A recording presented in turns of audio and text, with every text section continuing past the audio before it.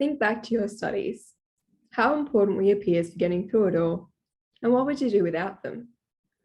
They say that in university you'll make the best friends you'll ever have. But this sentiment is based on a traditional university setting, with time between classes to meet up with your peers and socialise. In recent years, universities have hastened their transition to online teaching, in which there are different, if not fewer, opportunities to do this. So imagine taking those memories of studying alongside your peers and replacing with something like what the slide shows, an online class in which you don't know who the other students are, what it means to study alongside them. How would this change the way that you learn?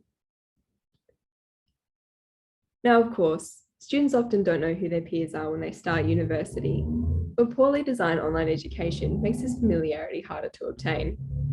Text and video can be more public than communicating in person. And whilst it's normal to introduce yourself to somebody next to you in a classroom, this doesn't translate online.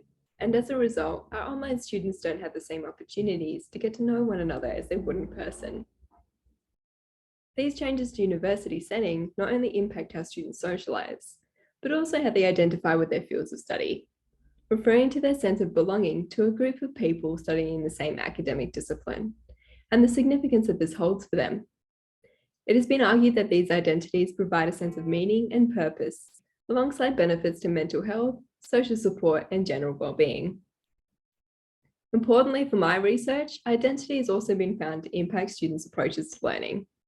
However, this connection doesn't always occur when we move our students online. Now, because the goal for many educators is for their students to effectively engage in their studies, it's important to understand the factors which are influencing the way in which they learn.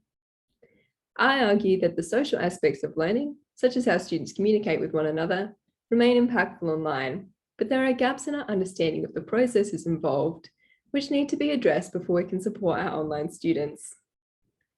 What I'll do is survey students to find out how study-related identities are formed, and which of these are relevant to learning.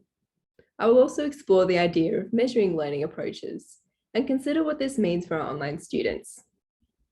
Ultimately, I'll bring together my findings to a practical application, which encourages students to work together and considers their identity and socialising to demonstrate their impact on learning.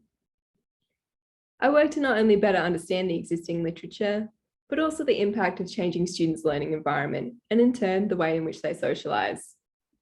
As a result of my research, I hope that future students can one day look back on how my studying with their peers helped them achieve their best, even if they study online.